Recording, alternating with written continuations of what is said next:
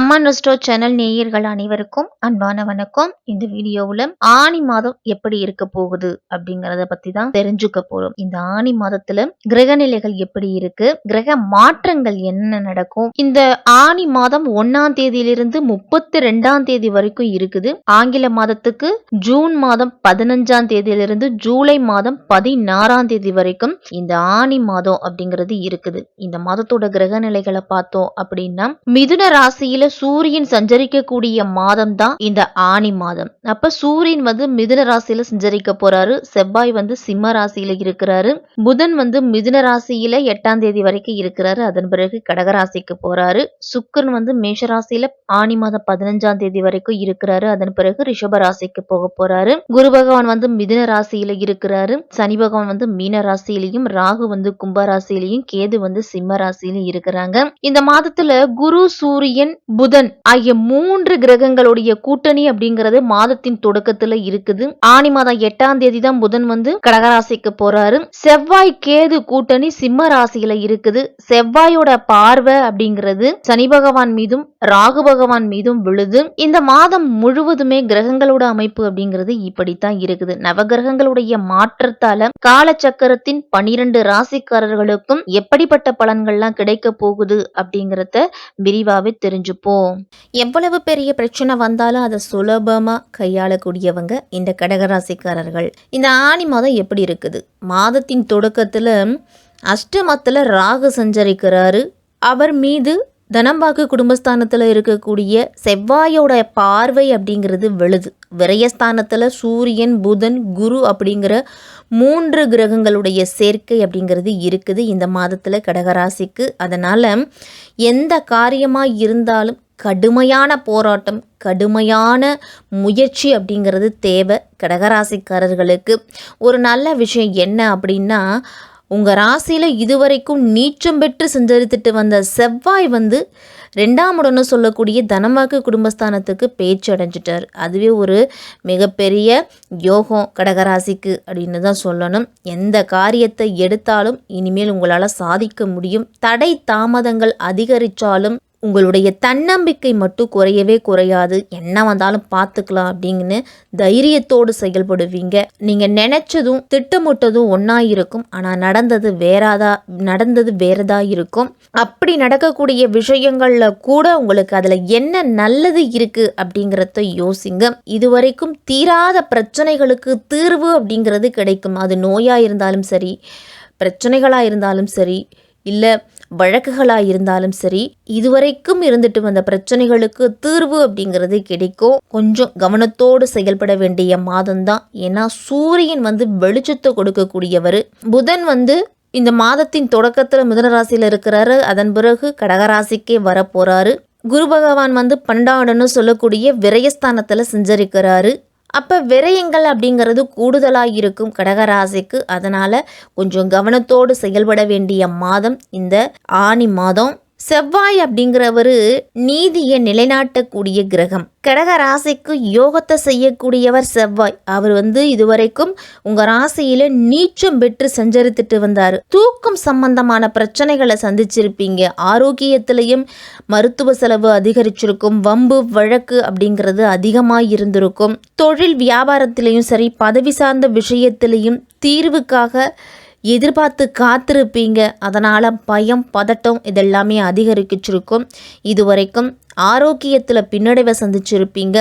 எதிரிகள் உங்களை தோற்கடிச்சு மறைமுகமாக பல ரூபங்களில் சதித்திட்டோம் அப்படிங்கிறது தீட்டி இருப்பாங்க. அந்த நேரத்தில் நீங்கள் சமயோஜிதமாக செயல்பட்டிருப்பீங்க.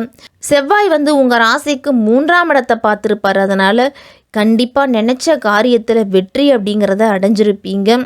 நிலம் சார்ந்த முதலீடுகளெல்லாம் உங்களுக்கு நஷ்டம் அப்படிங்கிறது வந்திருக்கும். கடன் வாங்கி நிலம் வாங்கி இருப்பீங்க. அதனால் சிலர்லாம் பிரச்சனைகளை சந்திச்சிருப்பீங்க. இப்படிப்பட்ட பிரச்சனைகள் எல்லாமே உங்களுக்கு சரியாக போகுது. ஏன்னா உங்கள் ராசியில் நீச்சம் பெற்று சஞ்சரித்துட்டு வந்த செவ்வாய் வந்து விலகிட்டாரு.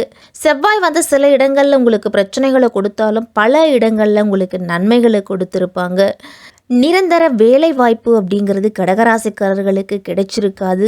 இந்த செவ்வாய் நீச்சமாக இருந்ததால் அலுவலகத்திலையும் நண்பர்களிடத்திலையும் மனைவியிடமும் வீண் விவாதம் அப்படிங்கிறது இருந்துக்கிட்டு இருந்திருக்கும். தாயாரோட உடல் ஆரோக்கியத்திலையும் மருத்துவ ரீதியான செலவு அப்படிங்கிறது வந்திருக்கும். நிலம் சார்ந்த முதலீடுகளெல்லாம் சின்ன சின்ன மாற்றங்களை செய்திருப்பீங்க.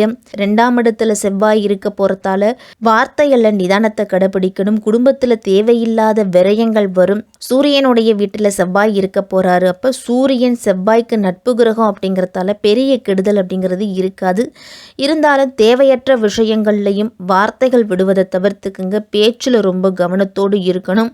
தொழில் செய்துக்கிட்டு வரக்கூடிய கடகராசிக்காரர்களுக்கெல்லாம் இது ஒரு அருமையான நேரம். ஆனால் சில ரகசியங்களை வெளிப்படுத்துவதால் பிரச்சனைகளை சந்திக்கும் சூழல் ஏற்படும். அதனால் ரகசியங்களை காப்பாற்றணும். வழக்கு சார்ந்த விஷயங்களை நீங்கள் பேசும் வார்த்தைகளே உங்களுக்கு எதிராக திரும்புறதுக்கு வாய்ப்பு இருக்குது. அப்போ ரொம்ப ரொம்ப கவனத்தோடு இருக்கணும். பேச்சை தொழிலாக கொண்டவர்கள், அரசியல்வாதிகள், வழக்கறிஞர்கள்லாம் அதிகமான பிரச்சனைகளை சந்திப்பாங்க. வம்பு பேசாமல் இருக்கிறதே நல்லது. தான் உண்டு தம் வேலை உண்டுன்னு இருங்க.